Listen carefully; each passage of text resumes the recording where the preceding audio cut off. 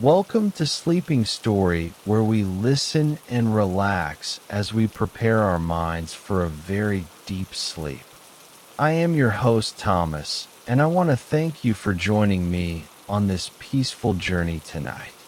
Tonight, we will travel to the historic land of Egypt and board a luxury cruise ship on the Nile. You will experience the luxury of a pharaoh as you glide across the water and learn about the river. Before we begin our story, please find a position that feels comfortable for your body as you lay down. Close your eyes and take several deep breaths to help your mind release all of the day's heavy stress. Inhale slowly through your nose and then exhale through your mouth to feel the tension leave your tired muscles. We are going to do a brief exercise to help your soul relax and find a state of peace. Scan through your memories to find a time when you felt very relaxed and completely happy with your life.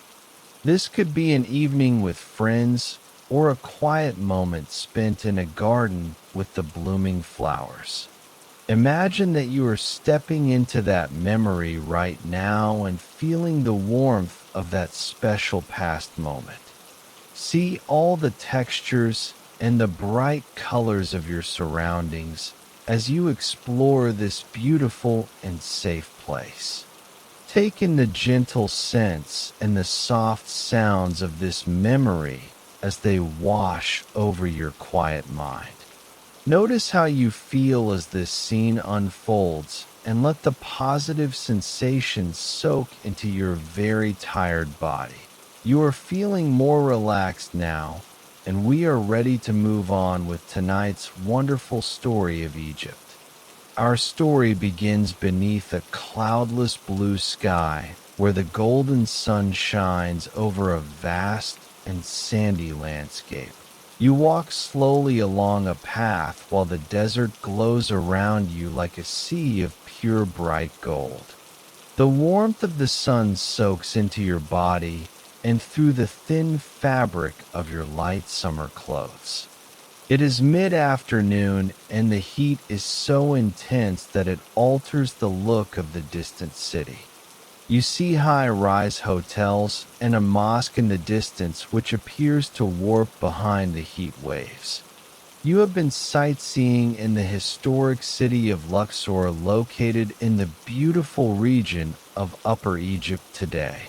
You explored the Karnak temple this morning and admired the ancient statues etched with many mysterious Egyptian symbols now. You started as strangers this morning, but now you return to the boat as very close and happy friends. This experience has been magical, and you have learned many things that you will not forget anytime very soon. You are delighted to see the ship ahead, which will be your home on the Nile for 6 nights. The ship has been in Luxor since you arrived yesterday, and this is where you start your journey.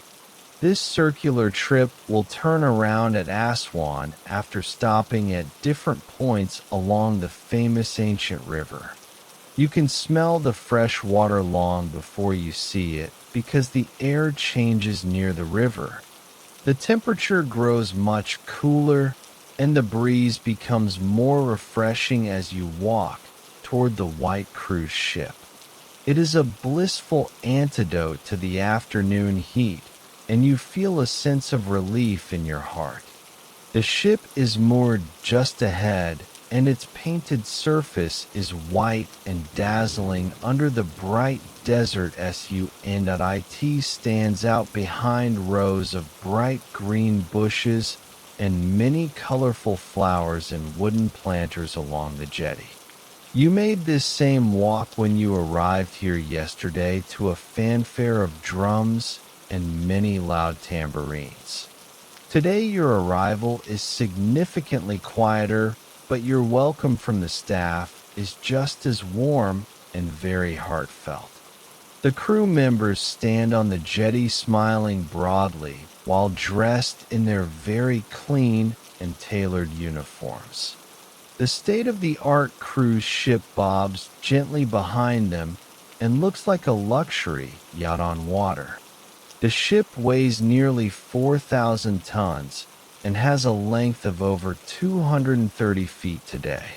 Its sides are lined with 4 rows of windows where thin gold curtains are draped behind the glass. Rows of sliding doors open out onto balconies where tables and chairs are visible for the many happy guests.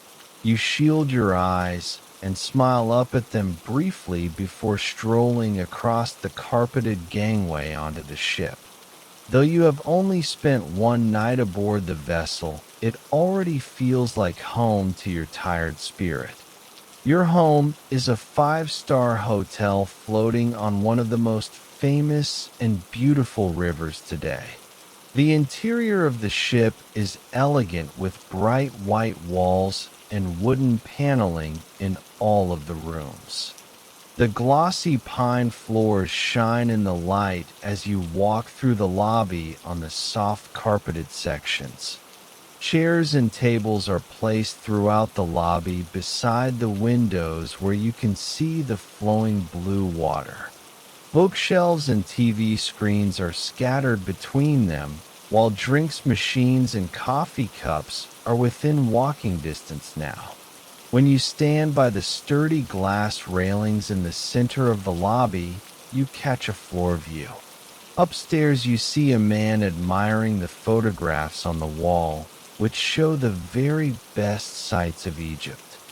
Black and white pictures of palm trees and camels stand out against the backdrop of the massive gray pyramids.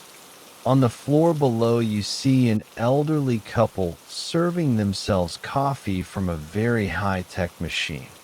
The scent of ground coffee is subtle but aromatic as it flows upwards through the large and open lobby. The scents are circulated in the air-conditioned lobby on cool air that washes over you in waves. After the heat of the city, the lobby feels like a refuge and an oasis in the desert land. You savor the air as you walk through the lobby, passing by a lift on your way upstairs. Your stateroom is located just one level up and right across from the deck 3 stairwell on the ship. Your stateroom is located just one level up and right across from the deck 3 stairwell on the ship. You could not imagine a lovelier room than the one that lies behind the solid and heavy pine door. It is stylish and modern, and also very cozy and air-conditioned, just like the rest of the ship. The decor is reminiscent of Scandinavian design, with lots of natural materials and many neutral and soft colors today. It is beautifully simplistic and neat and uncluttered, which helps to calm your mind and your tired spirit now. Spotlights shine down from the ceiling, illuminating the floorboards and all of the furniture in your private bedroom suite. Framed photographs stand out against a light wall of varnished wood and show the beauty of the African continent. The pictures reveal bright colors of exotic fruit and the gorgeous patterns of a traditional and long Egyptian kaftan. You see a group of camels riding across the desert with the ancient pyramids in the very far background. To the right of these pictures is an elegant bookshelf with a table and chairs positioned very nearby them. The shelves are sparsely decorated and display a few books on each level beneath the glow of strip lights. Yesterday you selected a book from the shelf, which is a whimsical mystery set on a luxury ship tonight. You have made a game of matching the descriptions to the real-life places that you have already seen. You have also been poring over a book about the Nile, which is full of facts and lovely photographs. You have learned much about the geography of the river, which flows northwards across 11 different and unique countries.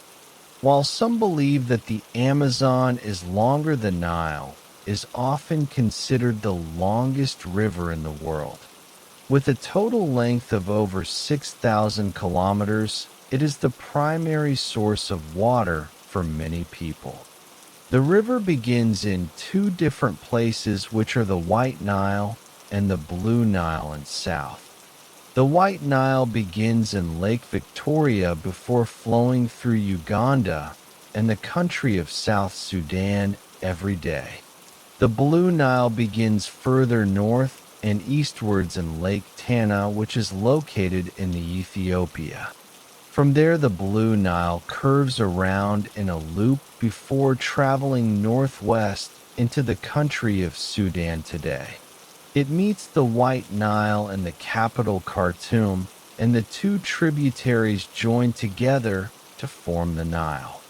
After that, it moves northwards from Sudan into Egypt, bringing life and color to the very dry desert. Eventually, the river spills out into the Mediterranean Sea through the green and fertile Nile Delta in the north. You left the large book open on the coffee table to a centerfold displaying the mouth of the river. Satellite images reveal the Nile Delta from above as a fan-shaped expanse of gold-speckled and turquoise water. Though your favorite photograph is not in the book, it is on the wall above your soft beige sofa. A single blue lotus floats on the Nile, vivid and glistening beneath the rays of the warm afternoon sunlight. The purplish blue petals emerge from a scattering of lily pads on the surface of the moving river water. Behind the lotus is a small bird which is barely visible through the thick and green river reeds. Its nest is positioned like a hammock between the stems, and it looks very safe and very comfortable now. The colorful photograph catches the eye above a plush beige sofa with creamy cushions that look very soft tonight. On the wall opposite is a flat-screen television beside an open door to the private bedroom suite. At the back of the room, large sliding doors lead out to the balcony where the view is beautiful. You have a view of the Nile and the riverbank opposite in the glow of the warm afternoon sunlight.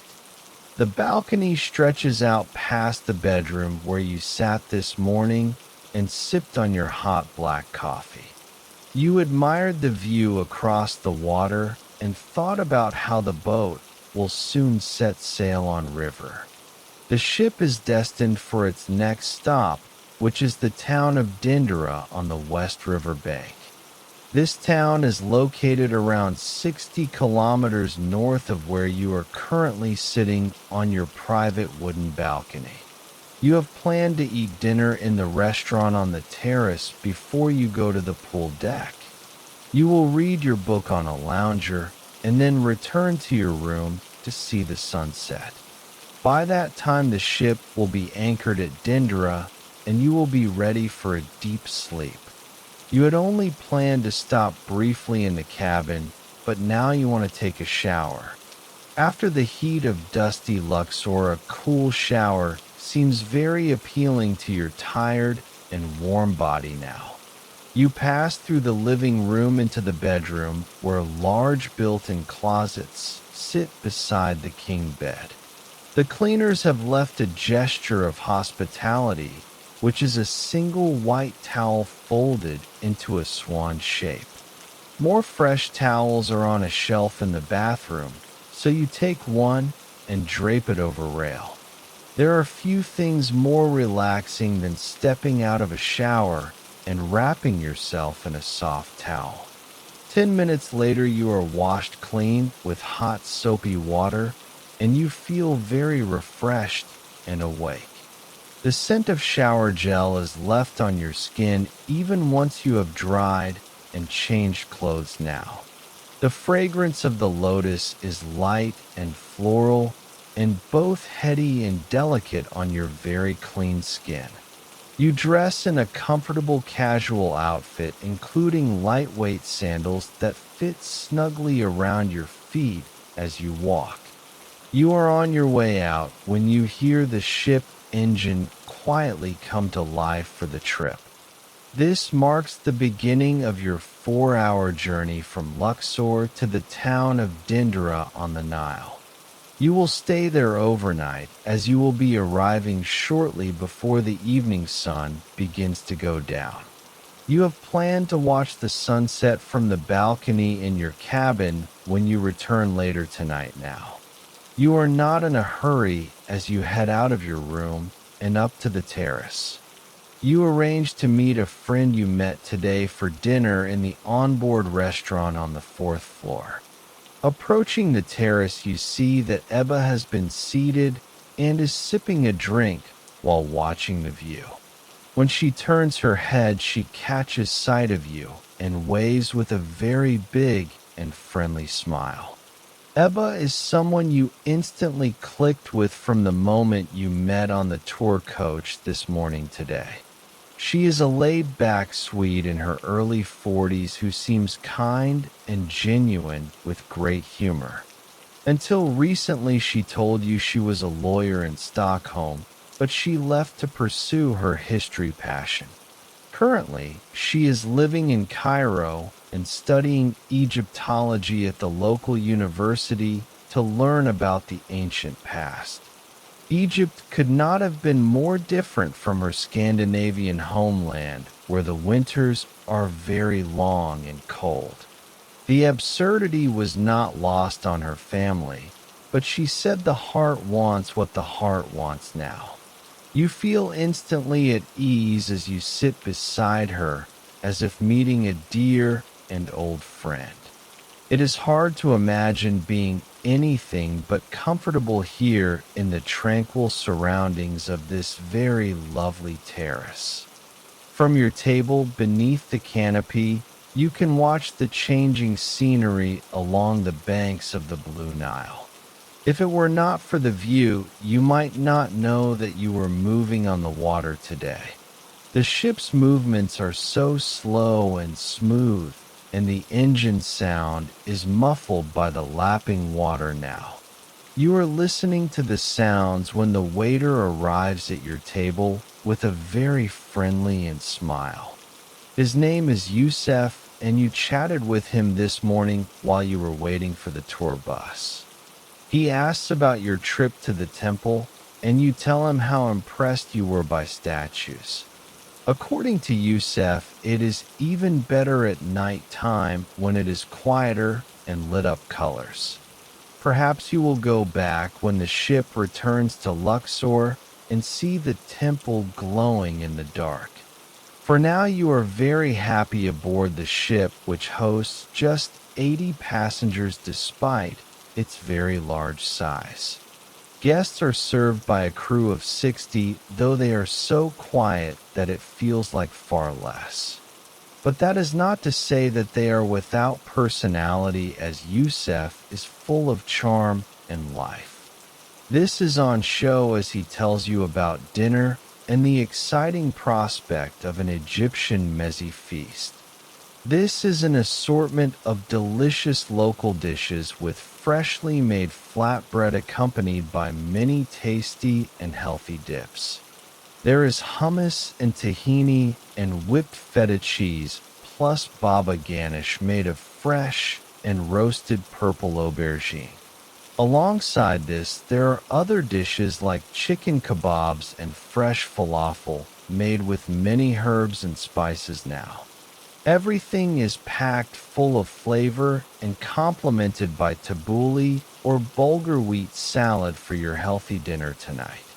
The mezze is a meal best suited to sharing and is perfect for dinner with a newfound friend. Ebba assures you that it will be delicious because she has eaten many mezzes during her time in Egypt.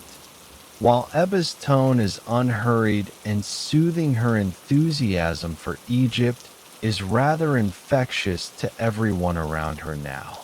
She speaks with the passion of a student sharing facts about the history and the people of this land. It is hard to imagine a better companion for dinner on the terrace overlooking the famous and ancient river. Ebba is as knowledgeable as any tour guide, and she begins to tell you about the river history today. You take a sip from your glass while listening to her and looking out at the calm river water. She tells you that the Nile has been the lifeblood of Egypt for at least the past 4 millennia. Ancient life revolved around the river, and nearly all major settlements were built along its green and fertile banks. Ancient Egyptians relied on the annual flood, also known as Ake, which happened between June and September every year. The Nile would overflow, leaving deposits of silt across the land to make the soil very rich and fertile. The rich black silt made the land much more fertile, which meant it could be cultivated for farming. The flood was hailed as a blessing from Happy, the god of the Nile's yearly and important inundation.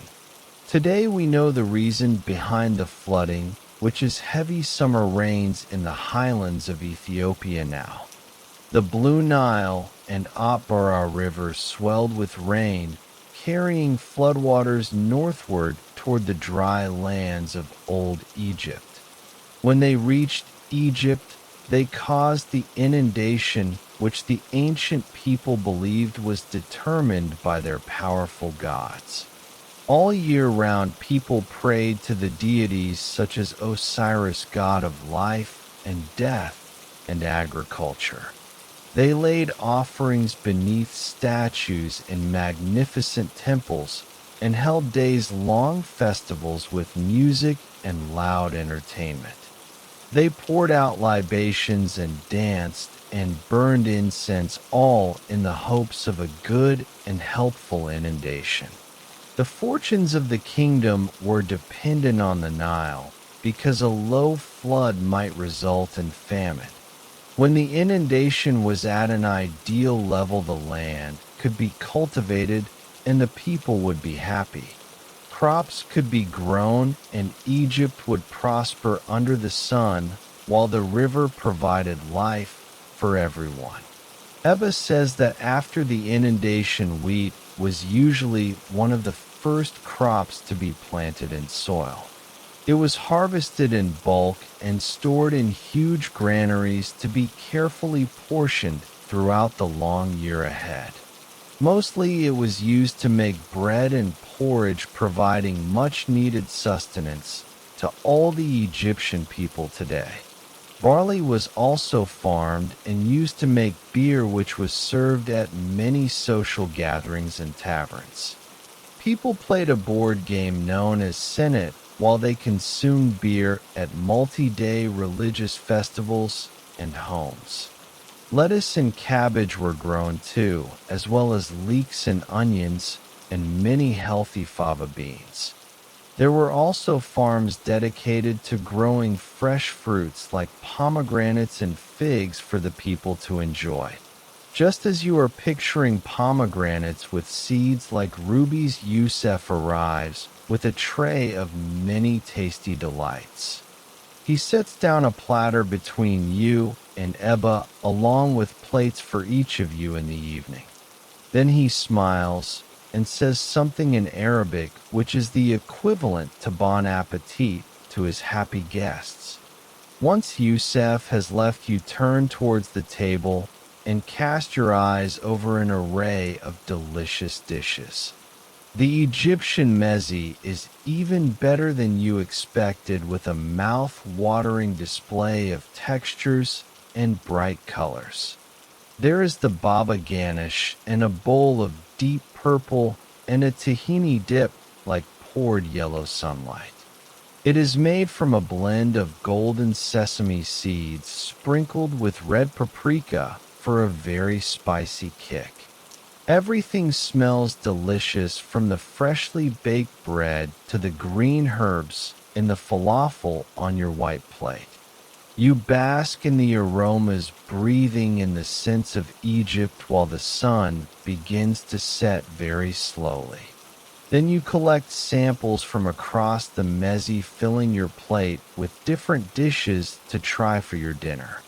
You enjoy small bites, appreciating the flavors and eating for the most part with your clean and bare hands.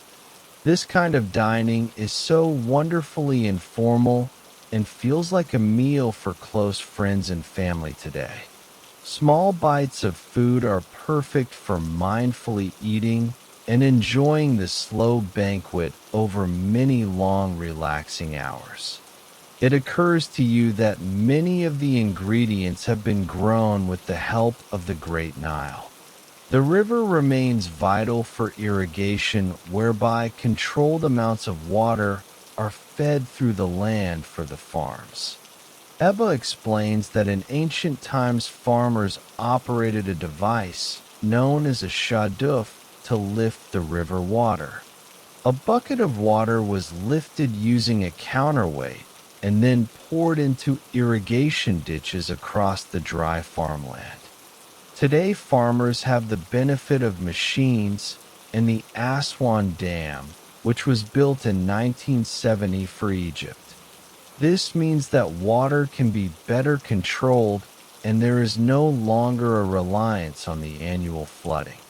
Though perhaps you would not know it if you visited in August when it is time for the festival. This 2-week-long festival celebrates the Nile and takes inspiration from ancient traditions that people still love today.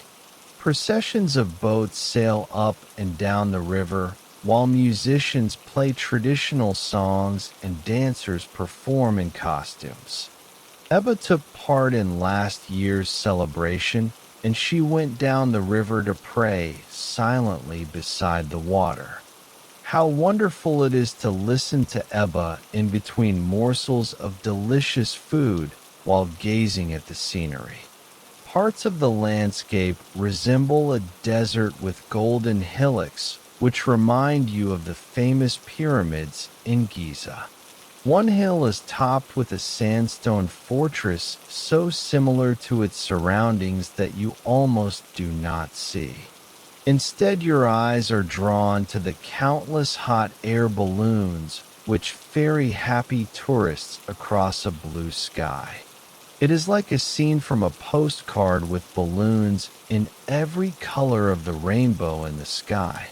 Elsewhere, there are fields and grasslands and gatherings of palm trees that sway gently by the cold river water.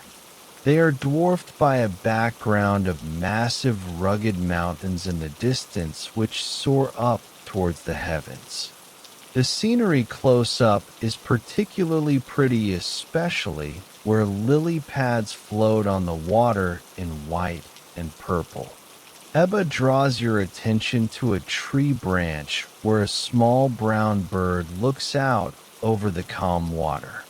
It is a species of reed warbler that nests along the river, forming a sling-shaped bed tonight. You recognize the bird from the photograph in your room, the one of the blue lotus in water.